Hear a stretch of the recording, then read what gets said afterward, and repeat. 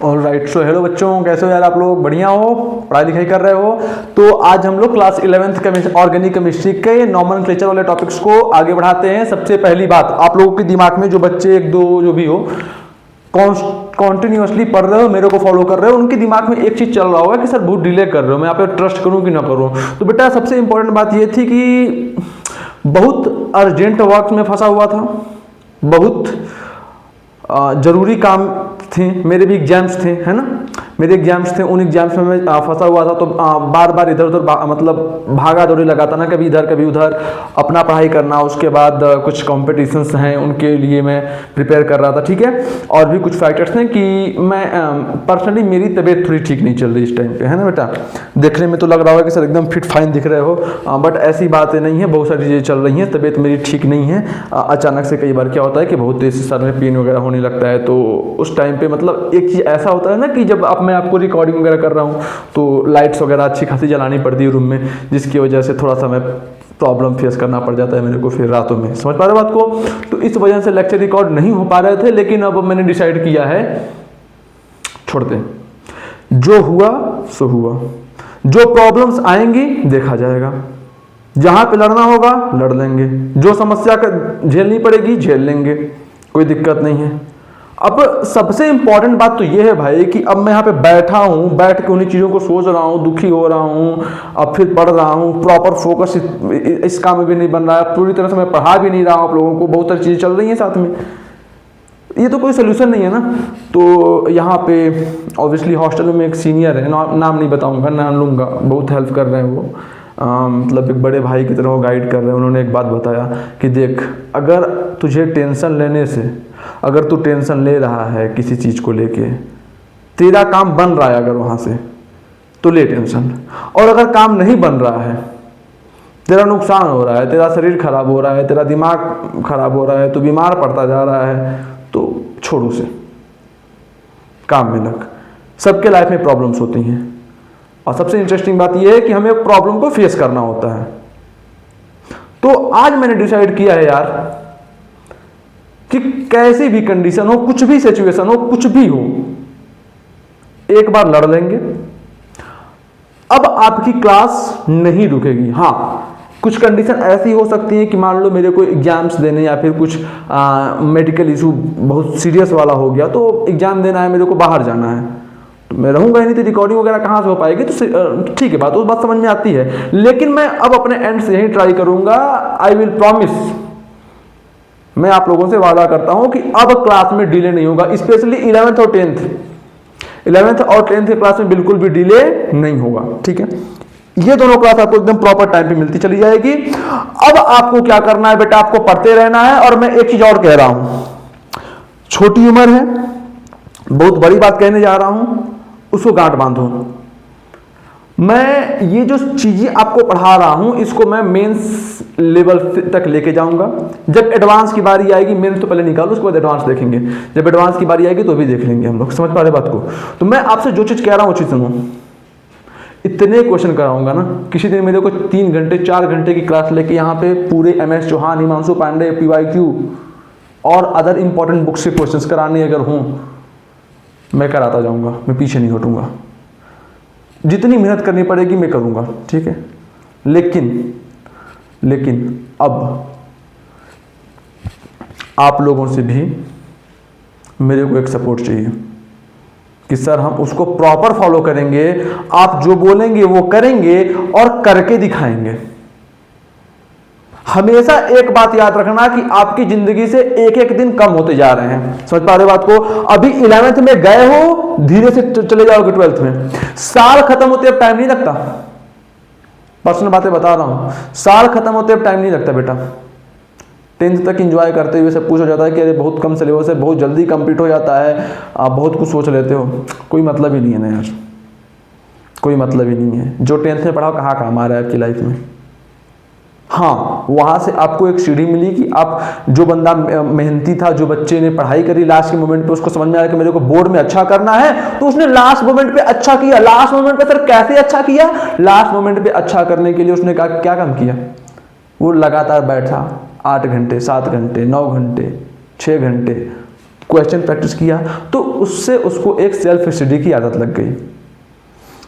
उस आदत को बरकरार रखना है। कुछ बातें कर लेता हूं, 2 से 4 मिनट और लूंगा, उसके बाद एकदम बढ़िया तरीके से पढ़ाई करना शुरू करेंगे। सर बातें क्या करना चाहते हो? बातें में बेटा ये करना चाहता हूं कि अगर आप सीरियसली चाहते हो कि आप किसी NIT, IIT या किसी MBBS कॉलेज, एम्स कॉलेज है ना, अगर आप वहां पे जाना चाहते हो, अगर आप सीरियस बात कर रहा हूं मैं कि अगर आप मेंस या फिर नीट इन सबों की अगर आप प्रिपरेशन कर रहे हो, तो एक बात ध्यान देना, मैं बहुत सीरियस बात बोलने जा रहा हूं।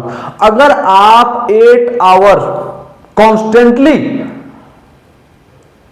8 आवर रोज पूरे उसी डेडिकेशन के साथ अगर आप सेल्फ स्टडी नहीं कर रहे हो, 6 आवर रोज उसी डेडिकेशन के साथ सेल्फ स्टडी नहीं कर रहे हो, तो भूल जाओ, तो इस लोचे में पड़ो ही मत। मैं फिर से बोल रहा हूं कि अगर आप रोज की रोज अगर आप 8 आवर 6 आवर लगातार स्टडी नहीं कर रहे हो, ये एक दिन से नहीं होगा बेटा, डेडिकेशन होना चाहिए। पूरी डेडिकेशन के साथ रेगुलर आपने टाइम बना लिया कि नहीं मेरे पास सर 8 आवर नहीं है, मैं 5 से 6 घंटे पढ़ पाऊंगा, मेरे पास 5 से 6 घंटे निकल पाएंगे, तो 5 से 6 घंटे सेल्फ स्टडी के आपके पास डेली निकलने चाहिए। वो 5 से 6 घंटे सेल्फ स्टडी के आपके डेली निकलने चाहिए। अगर ये नहीं हो रहा है ना, तो मैं बोल रहा हूं कि इस पचड़े में पड़ो ही मत, क्योंकि मैक्सिमम लोगों को मैंने अपने लाइफ में देखा है। मैं खुद को सोचता हूं कि मैं क्या था, मैंने क्या किया, अपने आसपास के लोगों को देखता हूं, अपने दोस्तों को देखता हूं, चीजों को एनालाइज करता हूं। मैं जो भी बात बोलता हूं पर्सनल एक्सपीरियंस से बोलता हूं कि अगर आप ये काम नहीं कर रहे हो तो मत करो, वरना एकदम जिंदगी बेकार हो जाएगी।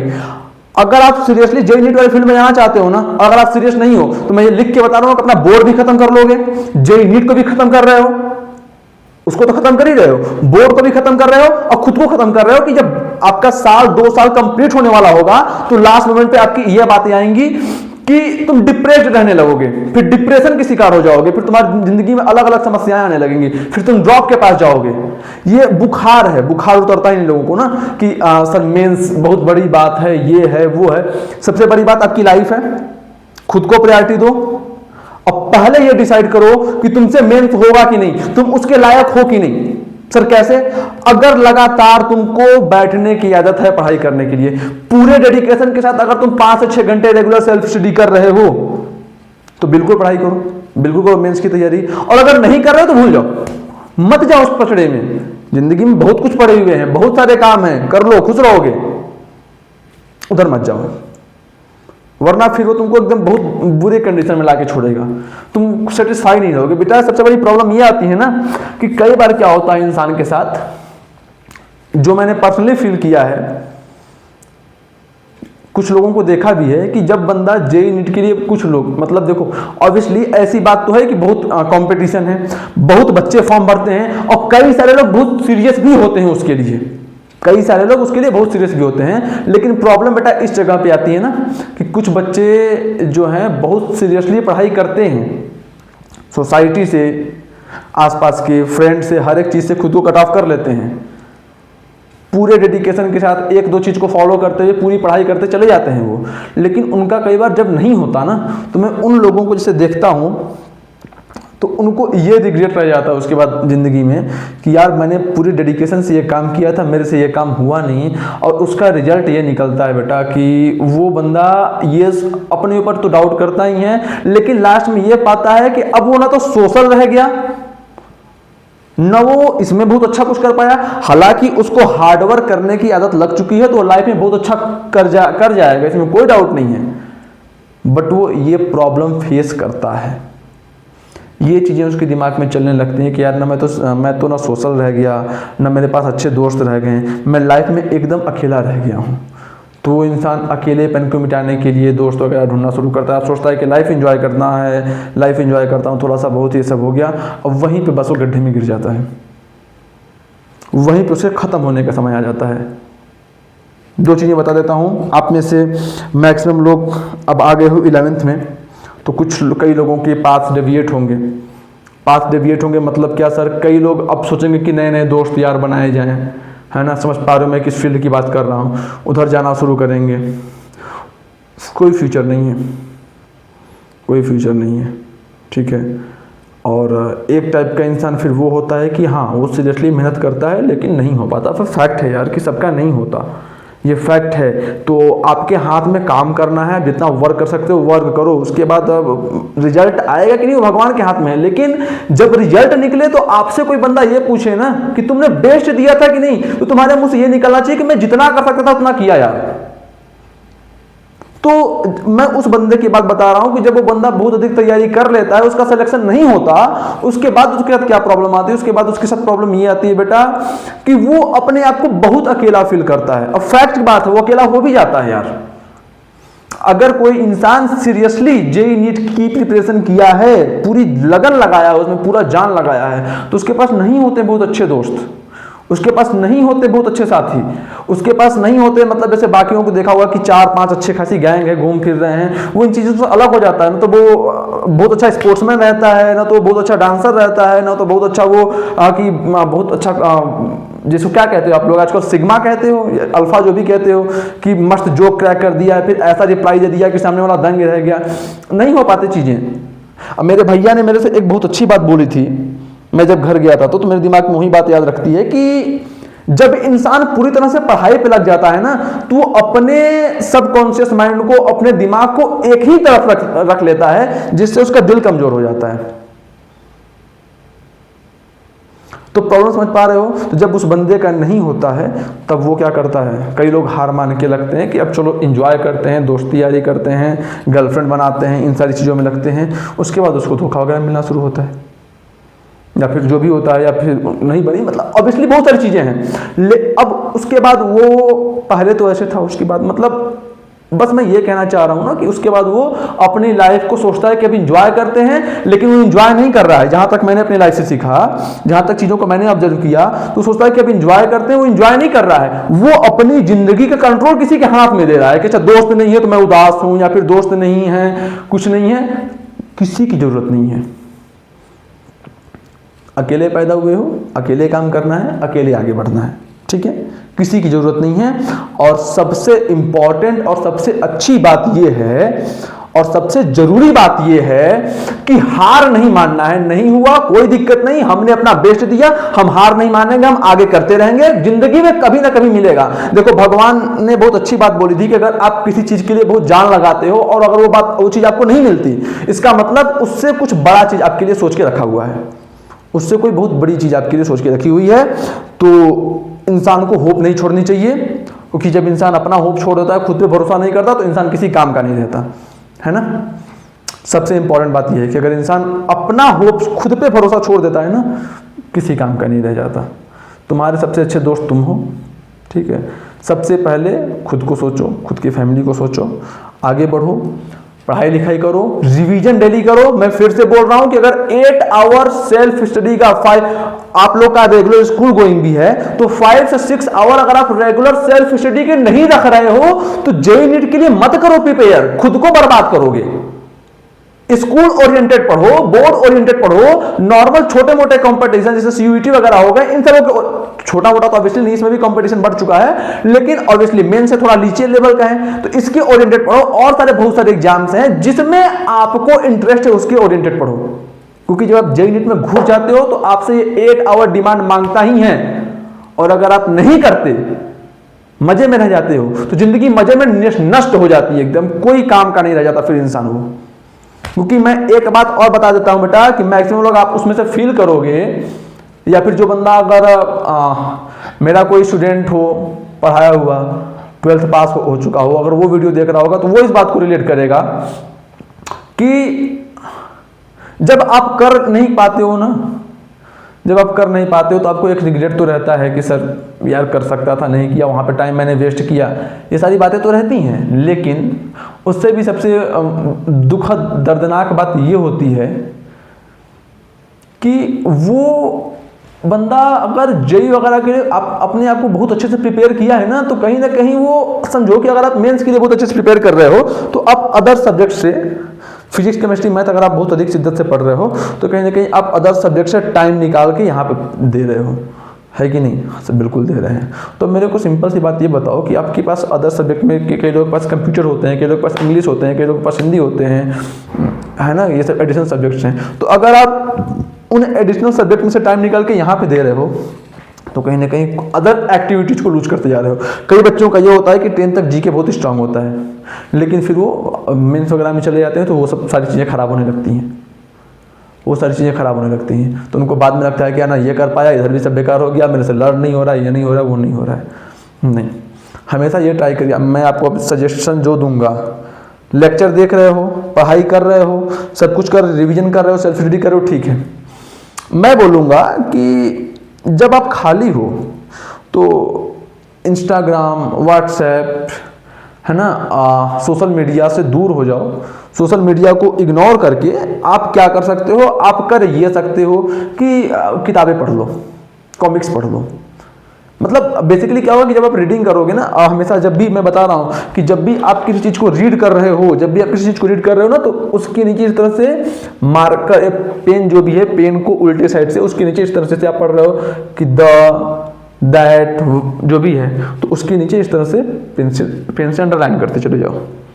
समझ पा रहे बात को? तो उससे फायदा ये होगा बेटा, उससे फायदा ये होगा आपको कि आपका फोकस बना रहेगा और थोड़ा बहुत आपको, आप ऑब्वियसली बुक पढ़ोगे, न्यूज़पेपर पढ़ोगे, तो थोड़े बहुत नॉलेज की बात आपको पता चलती रहेंगी, जो कि आपके लिए इंपॉर्टेंट है। ठीक है, तो जितना आपको मोटिवेट करना था, जितना आपको ज्ञान देना था, मैंने ज्ञान दे दिया। और हमेशा ये बात याद रखना कि कई बार क्या होता है कि इंसान हारता रहता है, लेकिन जब जीतता है ना, तो ऐसा जीत जाता है कि सामने वालों को समझ में ही नहीं आता किया क्या इसने। कई लोग कुछ चीज़ों को एक्सपेक्ट भी नहीं किए होते हैं, वो चीज़ें हो जाती हैं। ठीक है, तो बस आप मेरे को 1 सेकंड का टाइम दीजिएगा, हम लोग स्टार्ट करते हैं जल्दी से आज का टॉपिक। हाँ भाई, तो अब मैं बताता हूं कि कहीं ना कहीं हम लोग लास्ट राउंड पे पोलर बॉन्ड क्या होते हैं, नॉन पोलर बॉन्ड क्या होता है, इसको हम लोगों ने पढ़ लिया था। पोलर बॉन्ड क्या है, नॉन पोलर बॉन्ड क्या है, इलेक्ट्रोनेगेटिविटी क्या है, इन सबों का क्या यूज है, पोलैरिटी कैसे हम लोग डिसाइड करेंगे, क्या इंपैक्ट होता है पोलैरिटी का, ये सारी बातों को हम लोगों ने कहीं ना कहीं पढ़ लिया था। हाँ सर, बिल्कुल पढ़ लिया था। तो अब क्या करते हैं बेटा, उन चीजों को आगे बढ़ाते हैं, है ना। आप समझ गए थे कौन से बॉन्ड पोलर है, कौन से बॉन्ड नॉन पोलर है। सर पोलर नॉन पोलर क्यों पढ़ाया, जरूरी था, आगे समझ जाओगे क्यों पढ़ाया। अब जो मैं आगे की बात आपको बताने जा रहा हूं, वो आगे की बात क्या है बेटा, कि जैसे मैं आपको एक बात समझाता हूं कि जैसे देखो कोई एटम है, मान लो ये नाइट्रोजन है, ये दूसरा नाइट्रोजन है ना। यहां पे बेसिकली अगर हम लोग ध्यान दें तो यहां पे 2 नाइट्रोजन के बीच में कितने बॉन्ड हैं। यहां पे अगर हम लोग बेसिकली ध्यान दें अच्छे से, तो 2 नाइट्रोजन के बीच में कितने बॉन्ड है, तो बोलोगे कि सर एक नाइट्रोजन ये, एक नाइट्रोजन ये। यहां पे 2 नाइट्रोजन के बीच में 3 बॉन्ड है। कितने बॉन्ड्स हैं, तो बोलोगे कि सर 2 नाइट्रोजन के बीच में यहां पे 3 बॉन्ड्स प्रेजेंट हैं। अब इसमें सबसे इंपॉर्टेंट बात आपको ये याद रखना है कि अगर 2 एटम के बीच में अगर 2 एटम के बीच में एक से अधिक बॉन्ड प्रेजेंट हो, अगर 2 एटम के बीच में एक से अधिक बॉन्ड प्रेजेंट हो, तो उसमें एक बॉन्ड होता है सिग्मा, और बाकी जो बचे बॉन्ड होते हैं वो कौन से बॉन्ड होते हैं, पाई। अभी के लिए आप याद रखो, अगर किसी 2 एटम के बीच में, है ना, मैं इसको लिख देता हूं, अगर किसी 2 एटम के बीच में एक से अधिक बॉन्ड प्रेजेंट हो, तो उसमें एक बॉन्ड सिग्मा होता है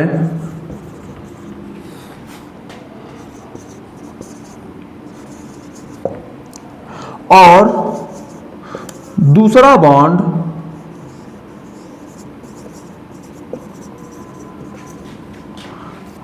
पाई होता है ना। समझ में आया? दूसरा बॉन्ड की जगह पे बाकी बचे बॉन्ड्स लिख दो ना, दूसरे बॉन्ड की जगह पे लिखो बाकी बॉन्ड्स पाई होते हैं।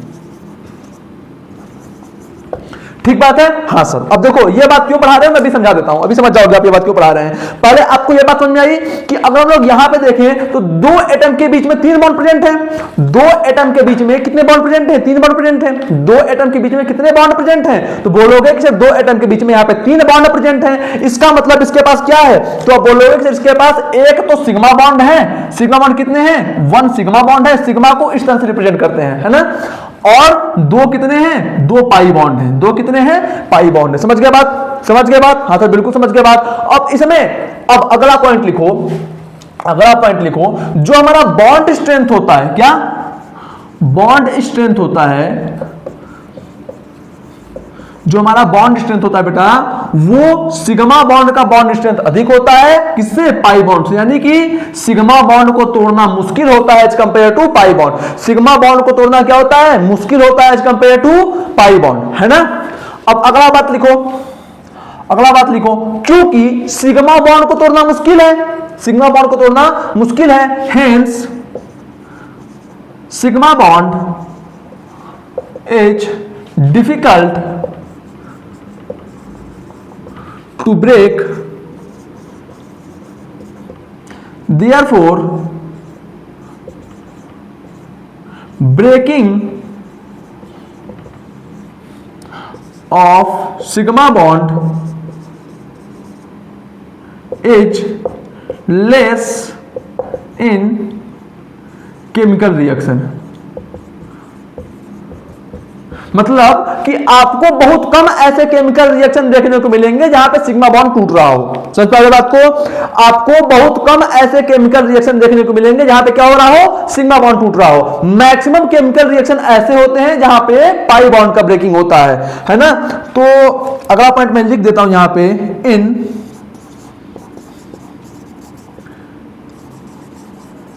मैक्सिमम रिएक्शन, है ना, in maximum reaction breaking of pi bond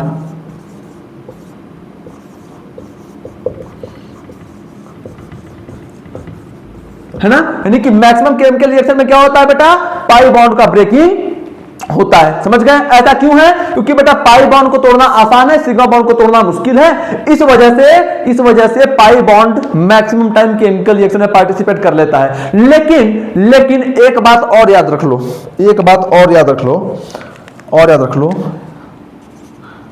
कि अगर if sigma bond is broken, अगर सिग्मा बॉन्ड टूट रहा है इसका मतलब क्या है, there will a large chance of chemical reaction, है ना।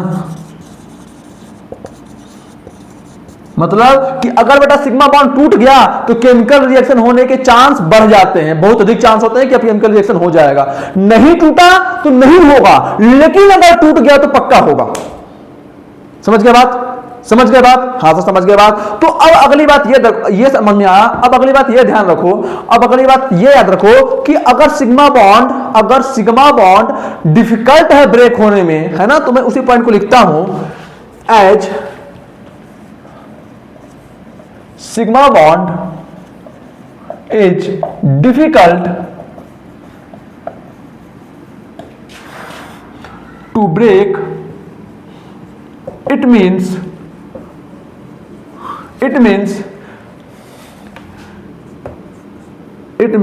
molecule having sigma bond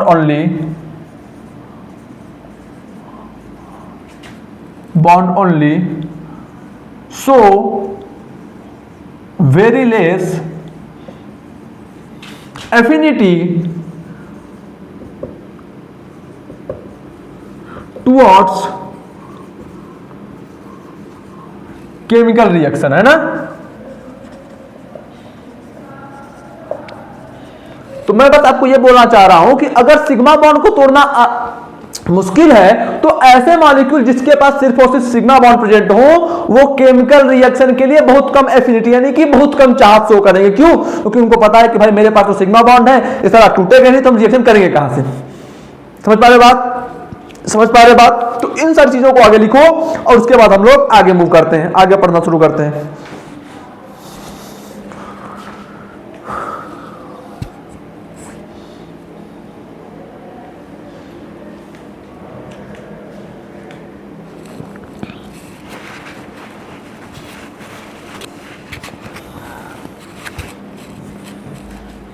हो गया, हो गया, मिटाऊं, चलो चलो मिटाता हूं और आगे समझाता हूं, है ना। नीचे से इरेज कर देता हूं।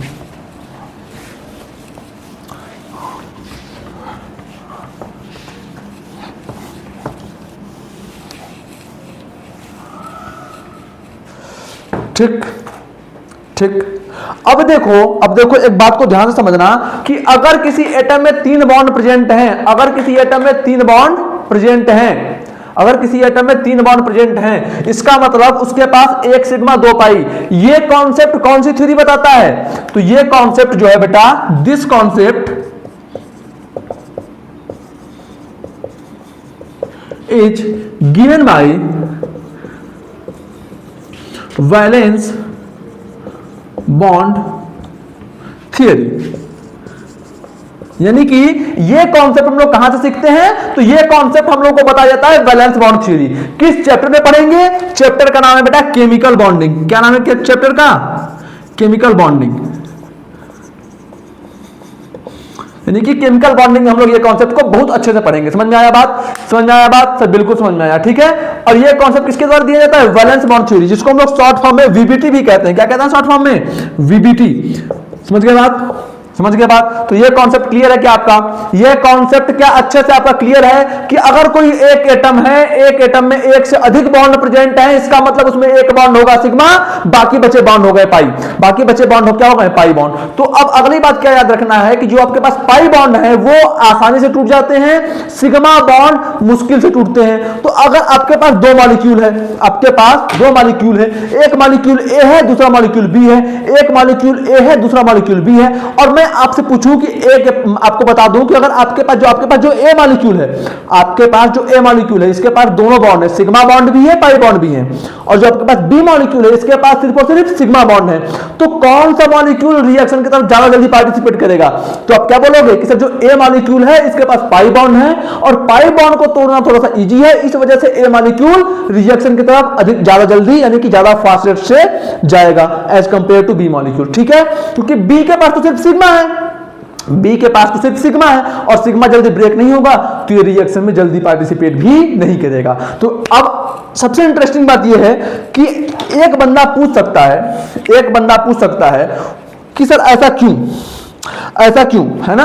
एक बंदा आपसे यह क्वेश्चन पूछ सकता है कि सर ऐसा क्यों है कि मॉलिक्यूल जिसके पास सिर्फ और सिर्फ सिग्मा बॉन्ड है वो रिएक्शन में पार्टिसिपेट नहीं कर रहा,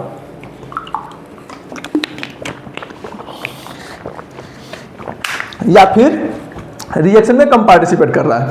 और ध्यान से समझो, इसका कॉन्सेप्ट यह है कि पहली बात तो आप समझ गए कि केमिकल रिएक्शन में होता क्या है। इस पॉइंट को अगर आपको इंपॉर्टेंट लगे, आपको लगे कि आप भूल जाओगे, कोई पूछ लिया तो एक्सप्लेन नहीं कर पाओगे, तो लिख लेना। केमिकल रिएक्शन में क्या होता है? केमिकल रिएक्शन में क्या होता है? तो बोलोगे कि सर केमिकल रिएक्शन में कहीं ना कहीं रिएक्टेंट के बॉन्ड टूटते हैं और अलग तरह से रीअरेंज होते हैं और फिर प्रोडक्ट बन जाते हैं। केमिकल रिएक्शन के दौरान रीअरेंजमेंट ऑफ एटम ही होता है ना? हाँ सर। अब अगर एटम का रीअरेंजमेंट हो रहा है, इसका मतलब मॉलिक्यूल्स में एटम्स के बॉन्ड टूटे होंगे। सर सही बात बोल रहे हो। तो अब समझो बात को कि सिग्मा बॉन्ड डिफिकल्ट है अगर तोड़ने में, तो क्या टूटेगा जल्दी, ब्रेक होगा जल्दी?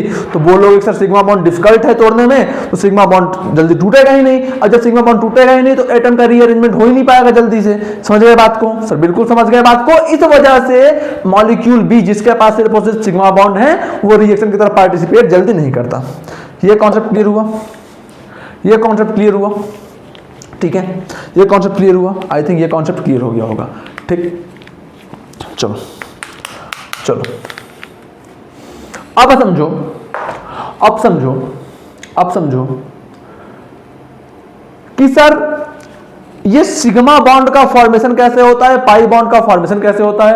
अभी के लिए 2 डेफिनेशन लिखवाऊंगा। क्यों? क्योंकि आपसे पूछा जा सकता है, आपके स्कूल एग्जाम्स में आ सकता है 1-2 नंबर में, या फिर आप जो बुक सॉल्व करोगे उसमें छोटे मोटे क्वेश्चन दिख सकते हैं। तो अभी के लिए बस एक नॉर्मल सा डेफिनेशन लिखवाऊंगा, है ना। समझ गए बात को? सर बिल्कुल। और इसके बारे में बहुत अधिक अभी नहीं समझेंगे, है ना। बस नॉर्मल सी चीज ये है कि सिग्मा बॉन्ड जो होता है ना, जो हमारे पास सिग्मा बॉन्ड होता है वो कैसे बनता है? It is formed by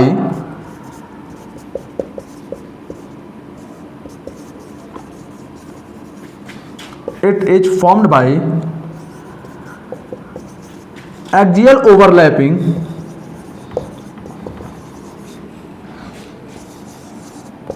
of orbitals, है ना।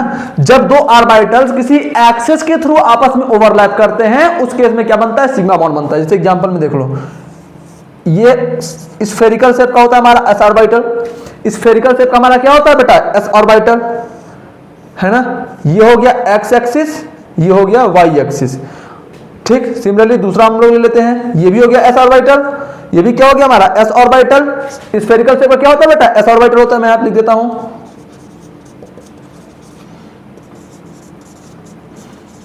है ना।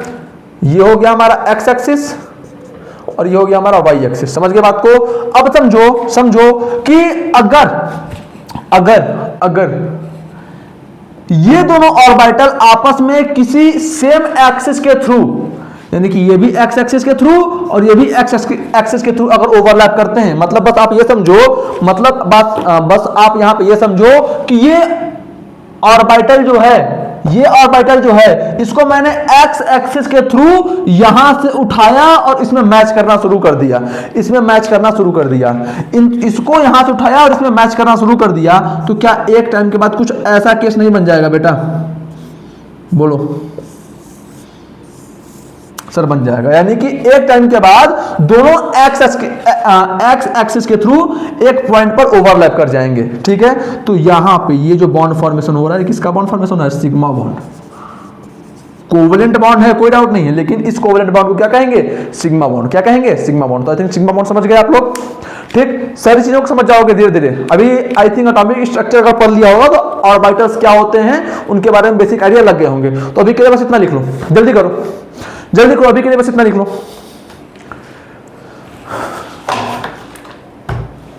हो गया, मिटाऊं, चलो ऊपर मिटा देता हूं ना, अब ऊपर मिटा देता हूं, नीचे लिखते रहो, ऊपर मिटा देता हूं।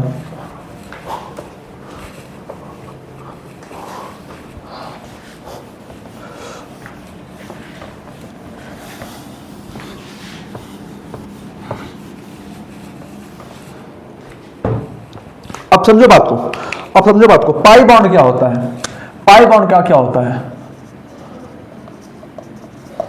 ना। ये जो पाई बॉन्ड होते हैं बेटा, pi bonds are formed by side wise overlapping of two orbitals, है ना। कि जो पाई बॉन्ड होते हैं बेटा वो दो ऑर्बिटल्स के साइड वाइज ओवरलैपिंग से बनते हैं, इसका मैं आपको एग्जांपल समझाता हूं, जैसे देखो ये क्या है हमारा, ये हमारा पी ऑर्बिटल, क्या है, पी ऑर्बिटल, है ना। और ये हमारा दूसरा पी ऑर्बिटल, ये है हमारा दूसरा पी ऑर्बिटल। समझ गए बात को, हाँ सर। अब अगर ये दोनों ऑर्बिटल्स को अगर हम लोग आपस में मिलाएं, अगर इन दोनों ऑर्बिटल्स को अगर हम लोग आपस में मिलाएं तो क्या यही चीज बन के तैयार होगी, बोलो। ओहो,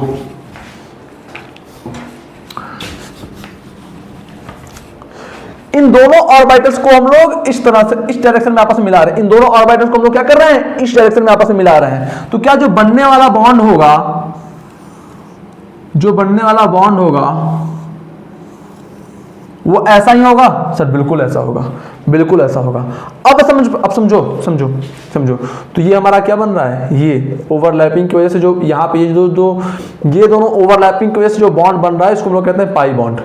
क्या कहते हैं, पाई बॉन्ड। समझ गए बात को। अब आगे देखते हैं। अब सर बात यह है कि पाई बॉन्ड वीक क्यों होता है सिग्मा के कंपैरिजन में। पाई बॉन्ड सिग्मा के कंपैरिजन में वीक क्यों होता है, क्योंकि सिग्मा बॉन्ड में जो ये ओवरलैपिंग हुई है, जो ये रीजन है जहां पे ओवरलैपिंग हो रही है, फिर से बोल रहा हूं, सिग्मा बॉन्ड में जो ये रीजन है जहां पे ओवरलैपिंग हो रही है, वो रीजन, वो ओवरलैपिंग बहुत ज्यादा होती है। ओवरलैपिंग क्या होती है? ज्यादा ओवरलैपिंग होती है, यानी कि ज्यादा अंदर तक एटम्स अपने ऑर्बिटल को इंक्लूड करते हैं। लेकिन यहां पे जो ओवरलैपिंग रीजन होता है, यहां पर जो ओवरलैपिंग रीजन होता है वो क्या होता है? वो ओवरलैपिंग रीजन होता है कम। ओवरलैपिंग रीजन क्या होता है? कम। ओवरलैपिंग रीजन क्या होता है? कम। तो अगर ओवरलैपिंग रीजन कम होगा तो फॉर्म होने वाला बॉन्ड वीक। नहीं समझे क्या? नहीं समझे क्या? अरे भाई दो हाथ हैं, इन दोनों हाथ को जितना अच्छे से पकड़ा उतना तगड़ा ओवरलैपिंग। अब जितना अच्छे से पकड़ोगे उतना अच्छा ओवरलैपिंग। तो जो इन दोनों के हाथों को पकड़ने के बाद बॉन्ड बनाओ, बॉन्ड तो स्ट्रांग बन रहा है ना? हाँ सर, लेकिन बस इस तरह से बस हो गया, तो क्या अगर कोई तीसरा बंदा आके मेरे इस हाथ से धक्का मारे तो जल्दी से छूट नहीं जाएगा? हाँ सर। क्यों? क्योंकि ओवरलैपिंग अच्छी नहीं थी। अभी अगर हम लोग दोनों हाथ को इस तरह से कर लें, ओवरलैपिंग अच्छी है, ओवरलैपिंग अच्छी नहीं है। तो जब ओवरलैपिंग अच्छी नहीं है तो इनको अलग करना आसान होगा, हाँ या ना? सर बिल्कुल आसान होगा। लेकिन ओवरलैपिंग अच्छी है, अलग करना आसान है क्या? सर नहीं है। समझ गए बात को? समझ गए बात को? कॉन्सेप्ट इतना क्लियर है? जल्दी नोट डाउन करो इसको, जल्दी नोट डाउन करो इसको।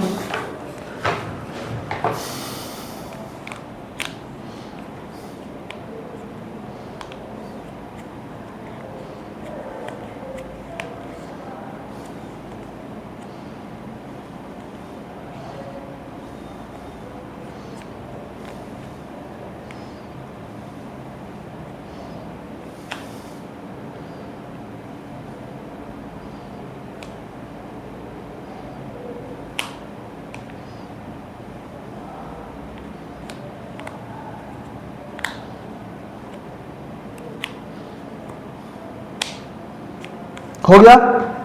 ठीक है, इरेज कर दूं?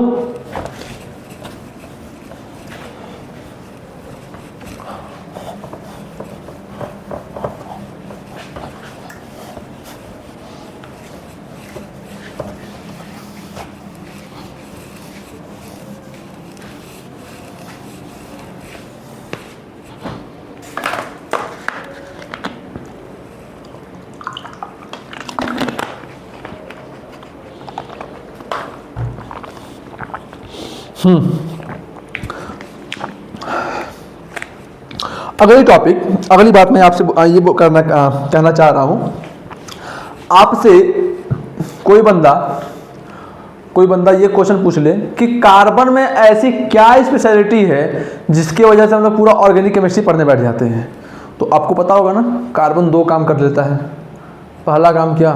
Self catenation. क्या कर लेता है? सेल्फ कैटिनेशन, यानी कि खुद के साथ बहुत अधिक बॉन्ड बना लेता है।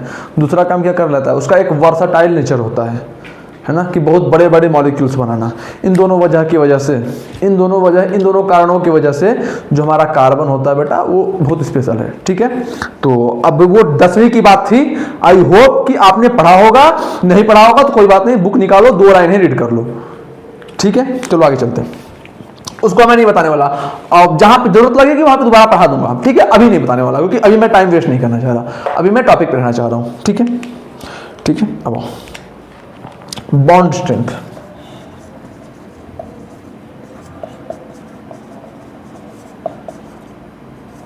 तुम लोगों ने बॉन्ड स्ट्रेंथ में क्या पढ़ा था बेटा? कि जो हमारे पास सिग्मा बॉन्ड है वो ज्यादा ताकतवर होते हैं किससे? पाई बॉन्ड से। सिग्मा अधिक ताकतवर होता है किससे? पाई बॉन्ड से। ठीक ठीक, चलो एक क्वेश्चन करो। Find the bond strength of the molecule, है ना? मॉलिक्यूल को आपको क्या करना है? बॉन्ड स्ट्रेंथ फाइंड करना है। यानी कि आपको यह बताना है कि कौन सा मॉलिक्यूल, मतलब आपको ऑर्डर बताना है ना, कि कौन से मॉलिक्यूल का बॉन्ड स्ट्रेंथ सबसे अधिक है, कौन से मॉलिक्यूल का सबसे कम है। ए पार्ट है, इसको मैं ऐसे बना देता हूं,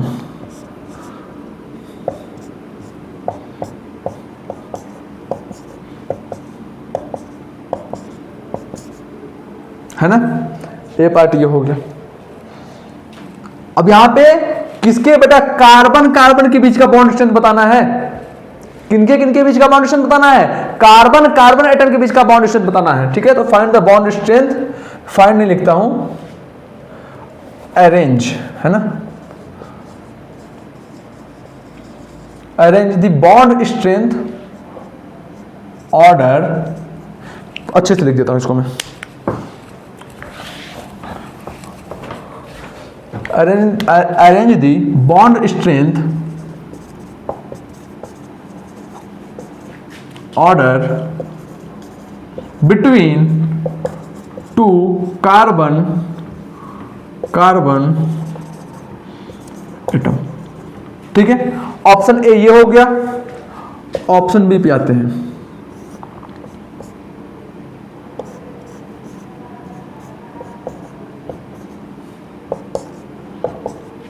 ऑप्शन सी पे आते हैं।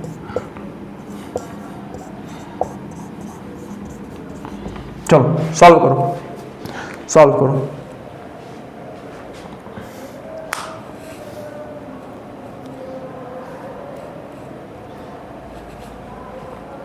हो गया, हो गया, कर लिया, और मैच करो, और मैच करो। ऑप्शन ए को एक बंदा ध्यान से देखेगा, ऑप्शन बी को भी देखेगा, ऑप्शन सी को भी देखेगा। स्टूडेंट ए है ना, एक स्टूडेंट ए है। स्टूडेंट ए क्या बोलता है कि सर अगर हम लोग ऑप्शन ए को ध्यान से देखें, अगर हम लोग ऑप्शन ए को ध्यान से देखें तो यहां पर क्या दिखता है, दो कार्बन के बीच में एक बॉन्ड है, मतलब सिग्मा बॉन्ड है। स्टूडेंट ए ये बोलता है कि सर दो कार्बन के बीच में एक सिग्मा बॉन्ड है, यहां पे दो कार्बन के बीच में एक पाई बॉन्ड है, एक सिग्मा बॉन्ड है। दो कार्बन के बीच में एक सिग्मा बॉन्ड है, दो पाई बॉन्ड है। ठीक है, हाँ सर। तो वो ये बोलेगा कि सर अभी आपने मुझे ये बताया कि जो सिग्मा बॉन्ड होता है वो स्ट्रॉन्गर होता है पाई बॉन्ड से। हाँ, तो बोलेगा सर इसका मतलब ये है कि दो कार्बन के बीच में सिग्मा बॉन्ड है, इसका मतलब सर सिग्मा बॉन्ड स्ट्रॉन्गर होता है पाई बॉन्ड से, यानी कि जो बॉन्ड स्ट्रेंथ का ऑर्डर होगा वो ए सबसे अधिक हो जाएगा, फिर बी, फिर सी। ये स्टूडेंट ए ने सोचा, ये जो है स्टूडेंट ए ने सोचा। अब आओ, दूसरा स्टूडेंट बी है, वो क्या बोलता है, वो क्या बोलता है यहां पे स्टूडेंट बी बोलता है कि सर एक बात ध्यान से देखिए, एक बात ध्यान से देखिए, आपने बॉन्ड स्ट्रेंथ पूछा है दो कार्बन कार्बन एटम के बीच का, आपने दो कार्बन कार्बन एटम के बीच का बॉन्ड स्ट्रेंथ पूछा है। मैं बोला हाँ, दो कार्बन के बीच का बॉन्ड स्ट्रेंथ पूछा है। तो बंदा बोलेगा कि सर देखो यहां पे दो कार्बन एटम के बीच में सिर्फ एक सिग्मा बॉन्ड है, लेकिन अगर हम लोग ऑप्शन बी को ध्यान से देखें तो यहां पे दो कार्बन एटम के बीच में एक सिग्मा बॉन्ड तो है, यानी कि सर सिग्मा बॉन्ड यहां पे सिर्फ एक था, यहां पे एक सिग्मा बॉन्ड था, सिमिलरली यहां पे एक सिग्मा बॉन्ड तो है बिल्कुल। तो बंदा ये बोलेगा कि सर देखो इसके पास भी एक सिग्मा, इसके पास भी एक सिग्मा, तो इस सिग्मा बॉन्ड की वजह से जितना अधिक स्ट्रेंथ इसका होगा उतना स्ट्रेंथ इसके पास हो गया। मैं बोलूंगा हाँ, फिर से समझो बात को, फिर से समझो बात को, ध्यान से पूरा फोकस लगाओ यहां पे, इधर आओ, इधर आओ। स्टूडेंट ए बोलेगा, जो स्टूडेंट बी है वो ये बोलेगा कि सर देखो यहां पे इन दो कार्बन के बीच में एक सिग्मा बॉन्ड है, बस इन दो कार्बन एटम के बीच में सिर्फ एक सिग्मा बॉन्ड है। हाँ, इसका मतलब हम लोग पहले ऑप्शन बी देख लेते हैं। यहां पे दो कार्बन के बीच में एक सिग्मा है, एक पाई है। अब स्टूडेंट ए ऑब्जर्व करेगा, दिमाग लगाएगा, थोड़ा सा दिमाग लगा के क्या सोचेगा, वो बोलेगा कि सर देखो इसके पास भी एक सिग्मा तो है। मैं बोला हाँ है। तो स्टूडेंट बी ये बोल रहा है कि सर जब इसके पास एक सिग्मा है, इसके पास भी एक सिग्मा है, तो यहां पे कार्बन कार्बन के बीच का जो फोर्स ऑफ अट्रैक्शन है, कार्बन कार्बन के बीच का जो बॉन्ड स्ट्रेंथ है, एक सिग्मा बॉन्ड की वजह से इन दोनों का बराबर हो गया। जितना अधिक इसका बॉन्ड स्ट्रेंथ होगा उतना अधिक इसका, उतना इसका भी हो जाएगा। जितना बॉन्ड स्ट्रेंथ इसका होगा बिकॉज ऑफ सिग्मा बॉन्ड, उतना ही बॉन्ड स्ट्रेंथ इसका भी होगा बिकॉज ऑफ सिग्मा बॉन्ड। मैं बोलूंगा अच्छा कहना क्या चाह रहे हो, तो बच्चा ये बोलेगा कि सर इसको अगर हम लोग ध्यान से देखें तो यहाँ पे एक सिग्मा बॉन्ड और एक पाई बॉन्ड है। इसका मतलब ये है कि सिग्मा बॉन्ड की वजह से फोर्स ऑफ स्ट्रेंथ तो मिल ही रहा है, सिग्मा बॉन्ड की वजह से हमको बॉन्ड स्ट्रेंथ तो मिल ही रहा है, लेकिन एक पाई बॉन्ड भी हो गया। इसका मतलब ये हो गया सर कि इसका जो बॉन्ड स्ट्रेंथ है दो कार्बन के बीच में इससे अधिक हो जाएगा। नहीं समझे बात को? स्टूडेंट बी बोलेगा कि सर जो बॉन्ड स्ट्रेंथ है, जो बॉन्ड स्ट्रेंथ है ऑप्शन बी में, इसमें कार्बन कार्बन का बॉन्ड स्ट्रेंथ इस ऑप्शन ए से अधिक होगा।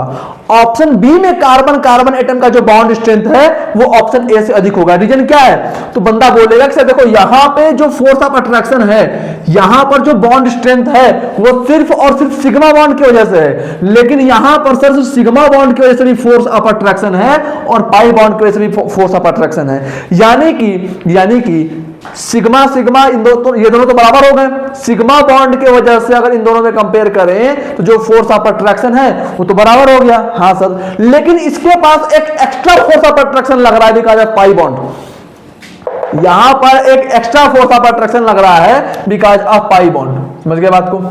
समझ गए बात को? हाँ सर, यानी कि ये एक बॉन्ड की स्ट्रेंथ तो दोनों में बराबर हो गई। हाँ सर बराबर हो गई, लेकिन ये जो दूसरा है, मानता हूं कि इस दूसरे वाले बॉन्ड का फोर्स ऑफ अट्रैक्शन या फिर इस दूसरे वाले बॉन्ड का जो स्ट्रेंथ है वो थोड़ा सा कम है, मानता हूं, लेकिन अब तो इससे अधिक हो जाएगा ना। क्यों? एक एक बराबर हो गए, दूसरा वाला आगे बढ़ गया। समझ गए? आई होप समझ में आ गया होगा। तीसरे पे आते हैं। सर यहां पर एक सिग्मा है, 2 पाई है। अच्छा, इसका मतलब जो इसका जो बॉन्ड स्ट्रेंथ होगा वो इससे भी अधिक होगा। तो स्टूडेंट बी के अकॉर्डिंग सी ऑप्शन का जो बॉन्ड स्ट्रेंथ है वो सबसे अधिक है, फिर बी का, फिर ए का। मैंने पूछा रीजन क्या है, तो रीजन ये बताएगा कि सर यहां पर सिग्मा बॉन्ड की वजह से केवल बॉन्ड स्ट्रेंथ है, यहां पर सिग्मा प्लस 1 पाई की वजह से बॉन्ड स्ट्रेंथ है, यहां पर सिग्मा प्लस 2 पाई की वजह से बॉन्ड स्ट्रेंथ है। इसको मैं लिखूं, यहां पर एक सिग्मा की वजह से बॉन्ड स्ट्रेंथ है, यहां पर 1 सिग्मा प्लस 1 पाई की वजह से बॉन्ड स्ट्रेंथ है, यहां पर 1 सिग्मा प्लस 2 पाई की वजह से बॉन्ड स्ट्रेंथ है। समझ गए बात? हाँ सर समझ गए बात। तो अब खुद देखो यहां पर केवल एक चीज की वजह से बॉन्ड स्ट्रेंथ है, लेकिन यहां पर 2 चीजों की वजह से बॉन्ड स्ट्रेंथ है। यहां पर 2 चीजों की वजह से बॉन्ड स्ट्रेंथ है। अब सबसे और अच्छे तरीके से समझना चाहें तो तुम ये बोलो कि सर सिग्मा तो तीनों में कॉमन हो गया। हाँ सर, अगर सिग्मा बॉन्ड तीनों में कॉमन हो गया तो सिग्मा बॉन्ड की वजह से जो बॉन्ड स्ट्रेंथ आ रही है वो तीनों की बराबर हो गई। ठीक है सर, बिल्कुल। लेकिन सर अब यहां पे इसको एक एक्स्ट्रा बॉन्ड स्ट्रेंथ मिल रही है पाई बॉन्ड की वजह से, और इसको 2 एक्स्ट्रा बॉन्ड स्ट्रेंथ मिल रही है पाई बॉन्ड की वजह से। समझ में आया? बिल्कुल। तो 2 पाई बॉन्ड अधिक बॉन्ड स्ट्रेंथ देंगे कि 1 पाई बॉन्ड? तो बंदा बोलेगा कि सर 2 पाई बॉन्ड ज्यादा अच्छा बॉन्ड स्ट्रेंथ देंगे as compare to 1 pi bond. इसका मतलब जो इसका बॉन्ड स्ट्रेंथ है वो सबसे अधिक, फिर इसका, फिर इसका। क्या ये बात क्लियर है? क्या ये डाउट क्लियर है? क्या ये क्वेश्चन क्लियर है?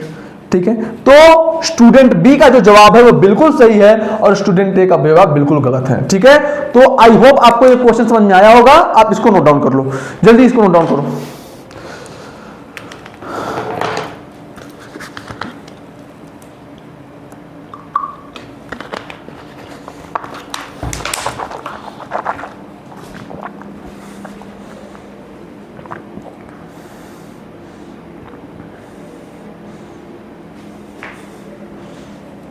समझ गए? कोई डाउट हो तो पूछ लेना। ठीक है, इरेज करो।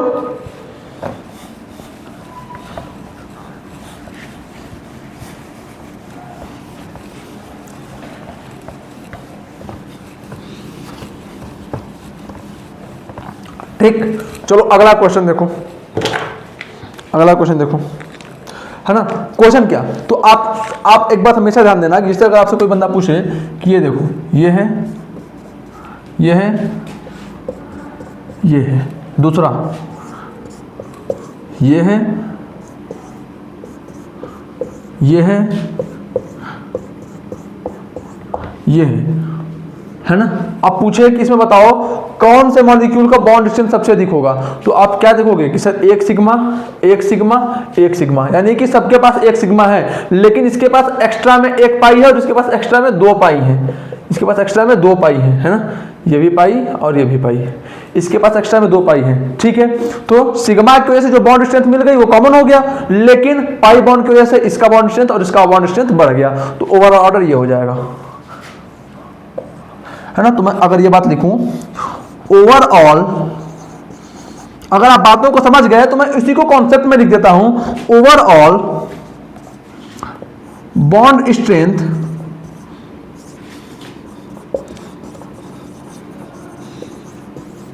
Order of triple bonded molecule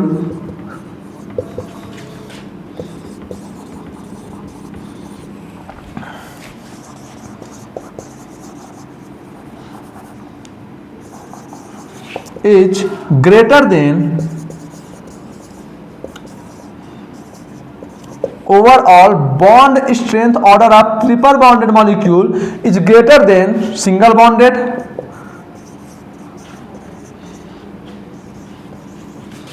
and double bonded.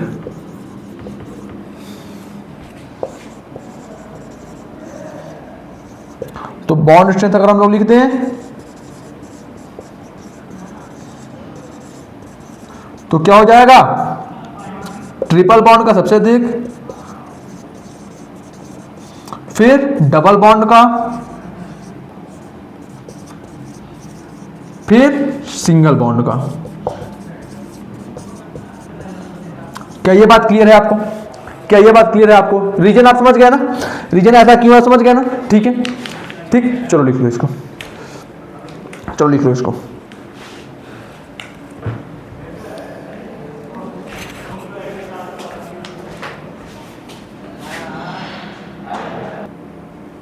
ठीक है बेटा, इतनी बातें समझ गए? इरेज करूं तो इसको? ठीक है, चलो इसको इरेज करते हैं और आगे पढ़ना शुरू करते हैं।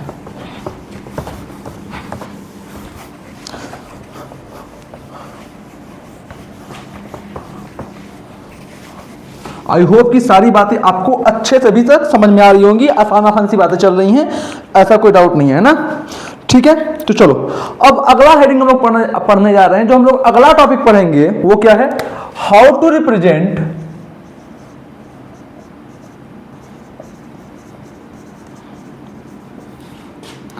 N organic compound.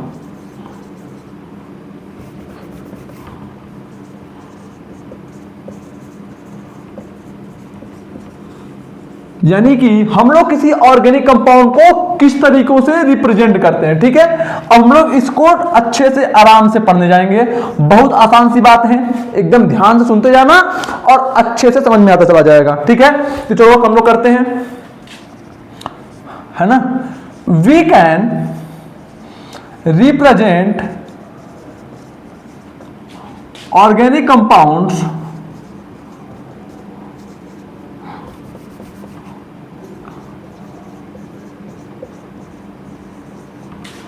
by 5 ways, है ना, या फिर we can represent organic compound in 5 ways, in 5 ways, है ना। पहला क्या हो गया, इसमें जो पहला तरीका है, वो क्या है, थ्रू स्ट्रक्चरल फार्मूला। यानी कि हम लोग स्ट्रक्चरल फार्मूला की हेल्प से ऑर्गेनिक कंपाउंड को रिप्रेजेंट कर सकते हैं। सर ये स्ट्रक्चरल फार्मूला होता क्या है, इसको हम लोग समझेंगे, इसको हम लोग बहुत डिटेल में पढ़ेंगे, आसानी से पढ़ेंगे, अभी ही पढ़ेंगे। लेकिन अभी के लिए मैं उन 5 वे का पहले नाम लिख दूं। दूसरा वे क्या है, दूसरा वे है हमारा through condensed formula.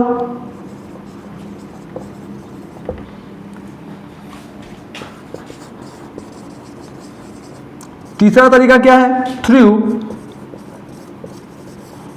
Empirical formula.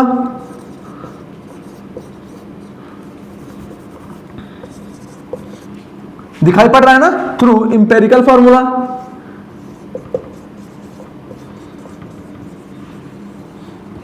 चौथा पॉइंट क्या है बेटा, थ्रू कंडेंस हो गया, स्ट्रक्चरल हो गया, है ना, कंडेंस हो गया, स्ट्रक्चरल हो गया, और क्या हो गया, एम्पेरिकल हो गया, एक हो जाएगा बॉन्ड एंड नोटेशन, है ना।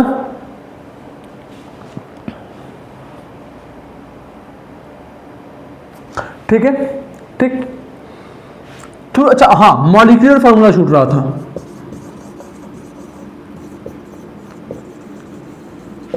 ठीक, चौथा मॉलिक्यूलर फार्मूला हो गया। अब पांचवा क्या हो गया, विद द हेल्प ऑफ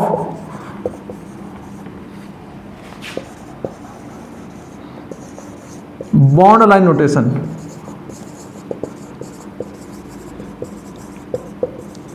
समझ गए बात को? यानी कि हम लोग जो हमारे ऑर्गेनिक कंपाउंड्स हैं उनको किन तरीकों से रिप्रेजेंट करते हैं, या तो उनको हम लोग स्ट्रक्चरल फार्मूला के हेल्प से रिप्रेजेंट करते हैं, या तो हम लोग उनको कंडेंस्ड फार्मूला के हेल्प से रिप्रेजेंट करते हैं, या तो इंपेरिकल फार्मूला के हेल्प से रिप्रेजेंट करते हैं, या तो उनको मॉलिक्यूलर फार्मूला के हेल्प से रिप्रेजेंट करते हैं, या तो उनको बॉन्ड लाइन नोटेशन की हेल्प से रिप्रेजेंट करते हैं। सर ये सारे क्या क्या स्टेप्स हैं, सारे क्या क्या चीजें हैं, इनको हम लोग वन बाय वन करके देखना शुरू करेंगे, वन बाय वन पढ़ना शुरू करेंगे और अच्छे से समझेंगे। समझ गए बात को?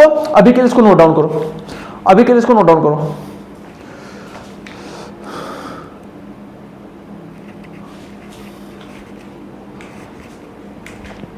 हो गया? हो गया? मिटाऊं?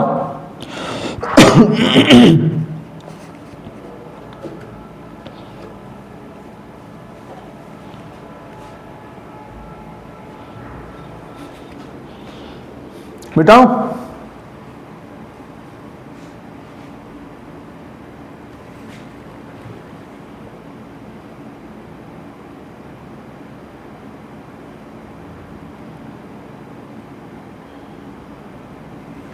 चलो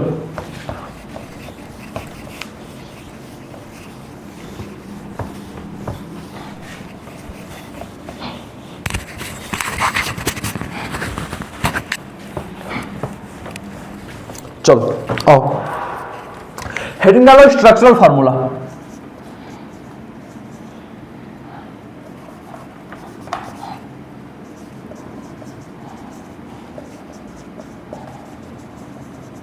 ये स्ट्रक्चरल फार्मूला क्या होता है?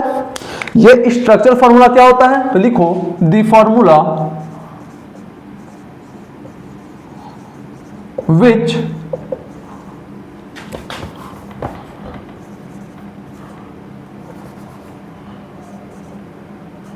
shows the exact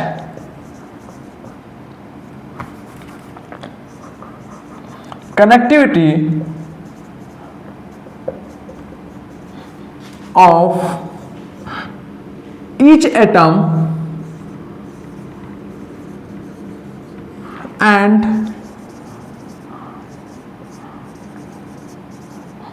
number of atoms and number of each atom है ना। The formula which show exact connectivity of each atom and number of each atom, exact connectivity of atoms and number of each atoms is known as structural formula।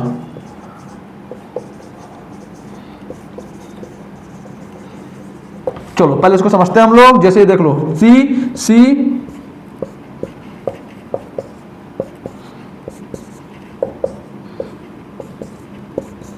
और देखो ध्यान से, देखो ध्यान से, देखो ध्यान से, समझो बात को। अगर हम लोग इस मॉलिक्यूल को देखें, अगर हम लोग इस कंपाउंड को देखें तो हमको यहाँ पे क्या दिख रहा है? हमको यहाँ पे ये दिख रहा है कि सर पूरे मॉलिक्यूल में 2 कार्बन एटम है। कितने कार्बन एटम है? तो बोलोगे कि सर इसमें 2 कार्बन एटम है और इसके पास 1 2 3 4 5 6 हाइड्रोजन एटम है।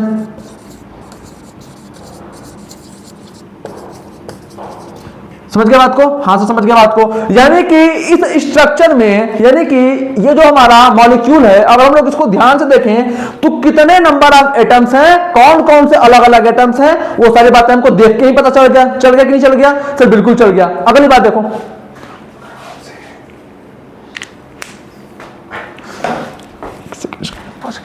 मुझे लग रहा है हो गई। ठीक है बेटा, चलो अब आगे देखते हैं। तो मतलब अगर आप लोग इस कंपाउंड को ध्यान से देख रहे हो तो यहाँ पे आपको ये चीज समझ में आ रही है कि सर देखो इस मॉलिक्यूल में 2 तो कार्बन के एटम है, 6 हाइड्रोजन के एटम है। ये बातें तो आपको अच्छे समझ में आ गई। ठीक, अब हमको इसमें एक इंफॉर्मेशन और मिल रही है। सर वो इंफॉर्मेशन क्या मिल रही है कि इस कार्बन को मैं बोलता हूं कार्बन 1, इस कार्बन को मैं बोलता हूं कार्बन 2। अगर हम लोग इन दोनों चीजों को ध्यान से देखें बेटा, अगर हम लोग दोनों चीजों को ध्यान से देखें तो हमें क्या पता चलेगा कि ये जो हाइड्रोजन एटम्स हैं, ये 3 हाइड्रोजन एटम है वो इस कार्बन से अटैच है और जो ये हाइड्रोजन एटम है वो इन कार्बन से अटैच है। समझ में आया? तो इस वजह से, क्योंकि यहां पे हर एक एटम किस एटम से अटैच हैं, यानी कि यहाँ पे हर एक एटम किस एटम से अटैच है, उनकी कनेक्टिविटी भी पता चल रही है, समझ पा रहे बात को, और कितने number of different type of atom है ये भी पता चल रहा है। तो इस फार्मूला को हम लोग क्या बोलते हैं, स्ट्रक्चरल फार्मूला। ऐसा फार्मूला जिसमें हम लोगों को एटम्स की एग्जैक्ट कनेक्टिविटी पता चल जाए, पहली बात। दूसरी बात क्या पता चल जाए कि कितने नंबर ऑफ एटम्स हैं। ऐसा फार्मूला जिसमें हम लोगों को एटम्स की एग्जैक्ट कनेक्टिविटी पता चल जाए और कितने नंबर ऑफ एटम है ये पता चल जाए, उस फार्मूला को हम लोग क्या बोलते हैं, स्ट्रक्चरल फार्मूला। कॉन्सेप्ट क्लियर है? क्लियर है कॉन्सेप्ट? एक एग्जांपल और देखते हैं, है ना। ये लिया मैंने सी,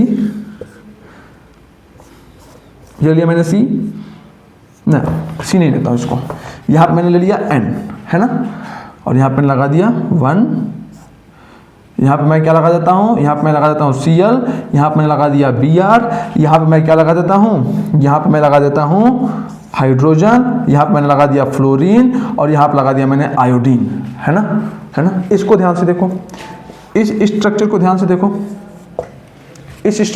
देखो, तो आपको क्या पता चलेगा कि यहाँ पे कितने टाइप्स के एटम हैं। तो बोलोगे कि सर इस मॉलिक्यूल को अगर हम लोग ध्यान से देखेंगे तो यहाँ पे एक कार्बन है, यहाँ पर एक फ्लोरीन है, यहाँ पर एक ब्रोमीन है, यहाँ पर एक क्लोरीन है, यहाँ पर एक आयोडीन है, यहाँ पर एक हाइड्रोजन है ना, सारे एटम्स हो गए।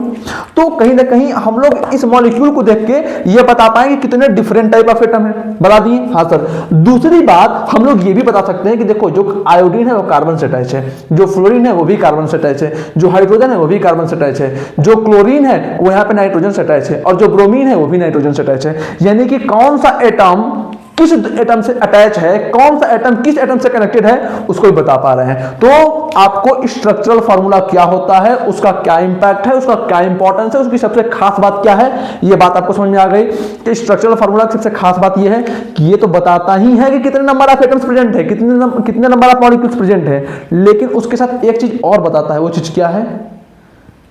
क्या है कि कौन सा एटम किस एटम से कनेक्टेड है ना। चलो अभी आपको एक बात बताता हूँ मैं, बड़ी हुई हुआ कि मैं तो एकदम से पूरी एनर्जी से चिल्ला के जोर से मैं पढ़ा रहा था, ऊपर से सीनियर आ गए नीचे। वो क्या सोच के आए थे कि इस रूम में किसी की बहस चल रही है, किसी का झगड़ा हो गया है, और यहाँ पे आके बोल रहे कि पढ़ाओ। ठीक है, कोई बात नहीं, थोड़ा आराम से पढ़ाओ। तो ठीक है, मैं भी आवाज़ को धीरे करने की कोशिश करता हूँ। ऑब्वियसली रात है, लोग हो सकता है डिस्टर्ब हो रहे हो। ठीक है, अभी तो मेरे को हंसी आ रही है, मैं कंट्रोल कर रहा हूँ। चलो इसको लिखो पहले आप लोग, अजब सब चीज़ें हो जा रही हैं। लिखो इसको।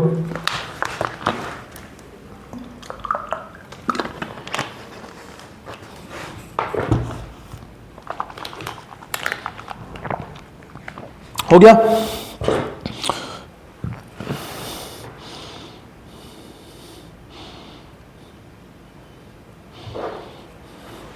हो गया, मिटाऊं?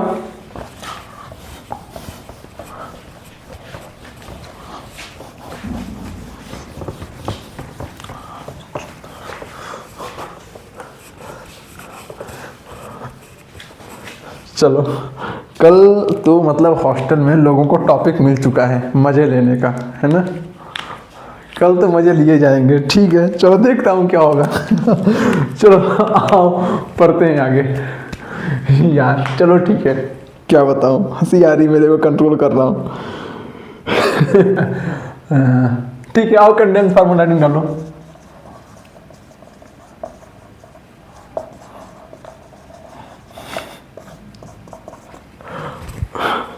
एक टाइम के लिए तो मैं भूल ही गया था ना कि यहाँ पे लोग भी रहते हैं, अपना ही घर है, पढ़ाओ जैसे पढ़ा रहे हो। कंडेंस फार्मूला, है ना। कंडेंस फार्मूला क्या होता है? द फार्मूला विच सोच मेरे को अब लग नहीं रहा है कि मैं ज़्यादा देर आपको पढ़ा पाऊंगा। ठीक है, द फार्मूला विच सोच, है ना, the connectivity of atom without showing any bond. ठीक है, यानी कि ऐसा फार्मूला जो एटम्स की कनेक्टिविटी को रिप्रेजेंट करता है बिना किसी बॉन्ड को शो किए हुए। ठीक ठीक, लेकिन इसमें आप एक इंपॉर्टेंट बात याद रखना, इफ एनी डबल और ट्रिपल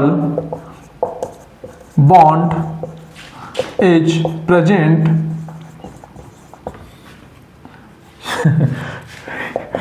इट मीन्स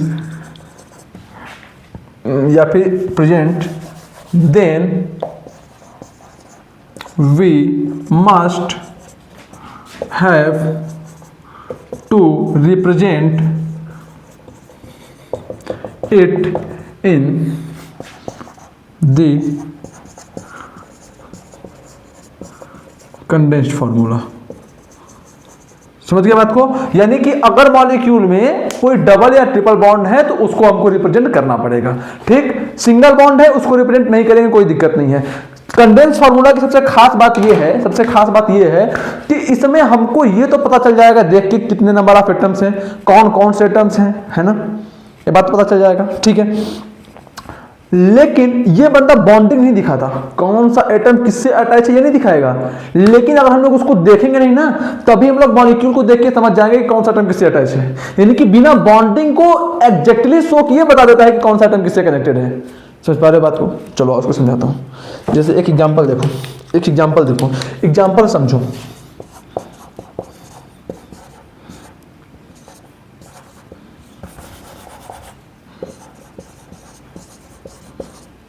देखो बताओ क्या आप इस स्ट्रक्चर को अगर ध्यान से देखो, अगर आप इस एग्जांपल को ध्यान से देखो तो आपको क्या यहां से ये बात नहीं समझ में आ रहा है कि यहां पे दो कार्बन आपस में अटैच हैं और इन दोनों कार्बन से 3-3 हाइड्रोजन अटैच हैं? बोलो सर, बिल्कुल समझ में आ रहा है। तो क्या यहां पे ये जो मॉलिक्यूल है, क्या इसने एग्जैक्ट बॉन्डिंग दिखाई? क्या इसने एग्जैक्ट बॉन्डिंग शो करी? बोलो सर नहीं करी शो। लेकिन इसको देख के, मॉलिक्यूल को देख के हमें ये आइडिया लग जा रहा है कि कौन सा मॉलिक्यूल किससे कनेक्टेड होगा। समझ पा रहे बात को? ये क्या हो गया? Condense formula. क्या हो गया? Condense formula. लेकिन अगर मॉलिक्यूल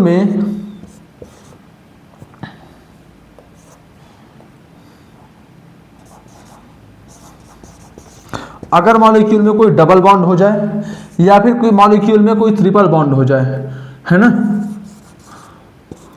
तो उसे हमें रिप्रेजेंट करना पड़ता है। सिंगल बॉन्ड को नहीं रिप्रेजेंट करेंगे, कोई दिक्कत नहीं, लेकिन अगर मॉलिक्यूल में डबल बॉन्ड या ट्रिपल बॉन्ड है तो उसे हम लोग कंडेंस फार्मूला में रिप्रेजेंट करेंगे। ये सबसे इंपॉर्टेंट और सबसे खास बात है जिसको हमको ध्यान में रखना है। ठीक है, तो कंडेंस फार्मूला क्या होता है आपको समझ में आ गया? आपको स्ट्रक्चरल फार्मूला समझ में आ गया, कंडेंस फार्मूला समझ में आ गया। तो बस आप लोग ये समझो कि कंडेंस फार्मूला है क्या। स्ट्रक्चरल फार्मूला में से बॉन्ड हटा दो, कंडेंस फार्मूला। स्ट्रक्चरल फार्मूला में से बॉन्ड हटा दो, क्या बन गया? Condense formula. स्ट्रक्चरल फार्मूला में से बॉन्ड को हटा दो, क्या बन गया? Condense formula. राइट करो, जल्दी राइट करो।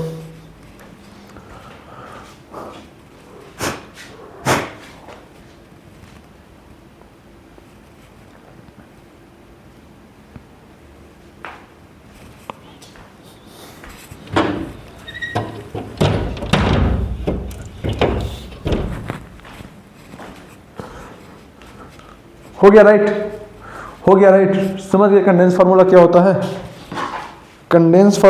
समझ गए?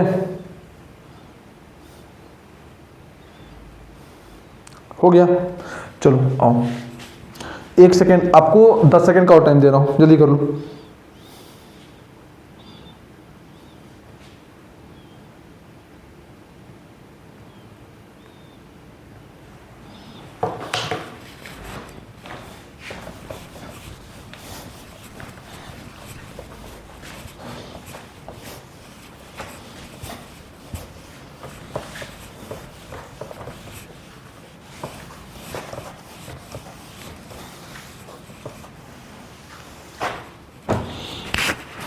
चलो मॉलिक्यूलर फार्मूला, अगला हेडिंग डालो molecular formula.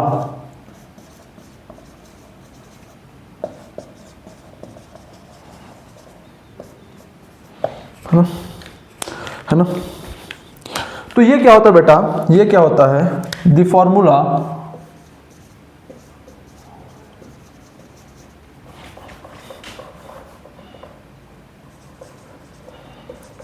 which only shows the number of different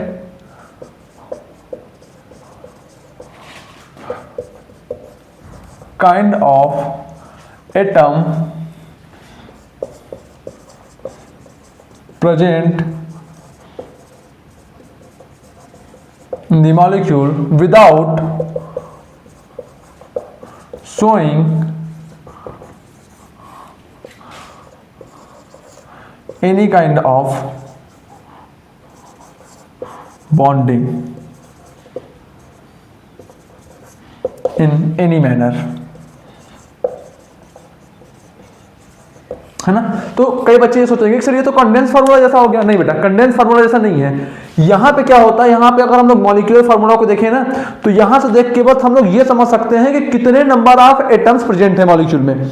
इसको देख के हम लोग क्या समझ सकते हैं कि कितने different type of atoms present है मॉलिक्यूल में, लेकिन कौन सा एटम किससे कनेक्टेड है इसको हम लोग समझ नहीं सकते, इसको हम लोग समझ नहीं सकते। लेकिन कंडेंस फार्मूला में हम लोग को आइडिया लग जा रहा था देख के कि कौन सा एटम किससे कनेक्टेड होगा। यहाँ पे नहीं होगा, यहाँ पे ये पता आपको नहीं चलेगा। एक एग्जांपल लेता हूँ, एक एग्जांपल लेता हूँ, C6H12O6 है ना, है ना, H3PO4, H2SO4 है ना।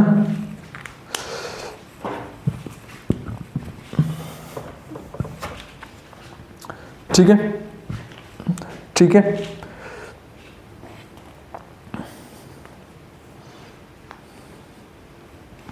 ठीक है, और एग्जाम्पल लिखना चाहो तो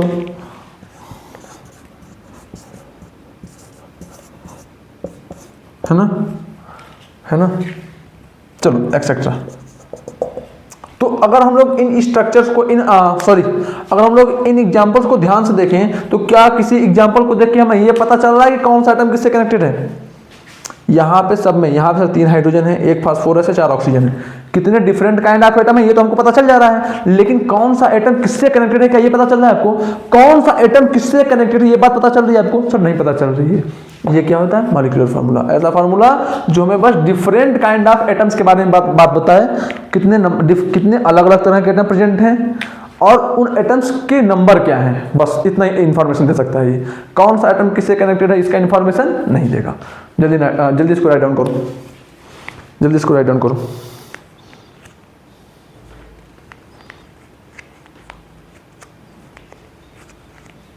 तो अगर मैं इसको सिंपल वर्ड में अगर लिखना चाहूं तो मैं लिख देता हूं इसमें डिफरेंट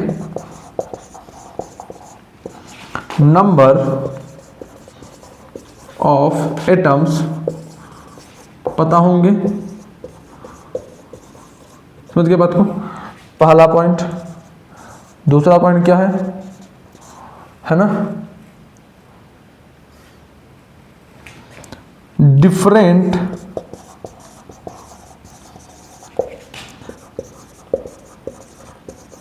काइंड ऑफ एटम भी पता होंगे,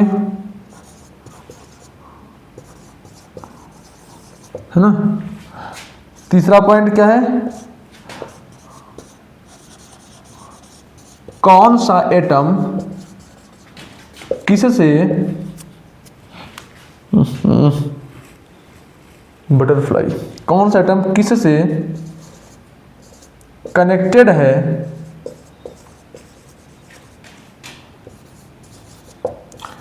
ये पता नहीं होगा। समझ गए बात को, है ना, ये पता नहीं होगा, मॉलिक्यूलर फार्मूला से ये पता नहीं चलेगा। ठीक है, तो जल्दी इसको राइट डाउन करो और हम लोग फिर आगे मूव करते हैं। जल्दी इसको राइट डाउन करो।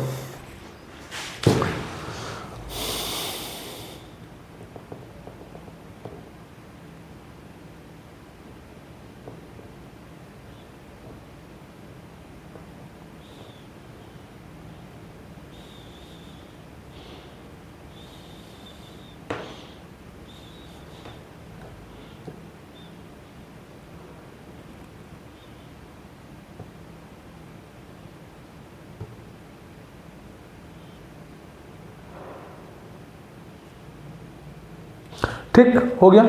तो एक काम करता हूँ बेटा, एक काम करता हूँ, अभी थोड़ा सा दिक्कत ये हो गई कि फ़ोन मेरा एकदम डिस्चार्ज पे चला गया है, मतलब स्विच ऑफ हो सकता है कभी भी। तो एक काम करता हूँ कि अभी के लिए लेक्चर को यहीं रोक देता हूँ, और कल रेडी रहना, कल एक और लेक्चर आपको 4 बजे तक मिल जाएगा। कल शाम 4 से 5 बजे के बीच में आपको एक और लेक्चर मिल जाएगा, उसके लिए रेडी रहना, है ना। और सबसे इंपॉर्टेंट बात यह है कि उसमें आगे की बात हम लोग पढ़ेंगे, इंपेरिकल फार्मूला और बॉन्ड लाइन नोटेशन के बारे में पढ़ेंगे, और फिर हम लोग आगे मूव कर जाएंगे और नॉमेनक्लेचर में धीरे धीरे एंटर कर जाएंगे, ठीक है। तो 2 से 3 दिन के अंदर हम लोग नॉमेनक्लेचर में एंटर कर जाएंगे। और अभी के लिए ये सारी बातें आपको आई थिंक समझ में आ गई होंगी। छोटी छोटी आसान सी बातें थे, इनको अच्छे से रिवाइज करो, अच्छे से पढ़ते रहो, ख्याल रखो। Good night, all the very best, ठीक है।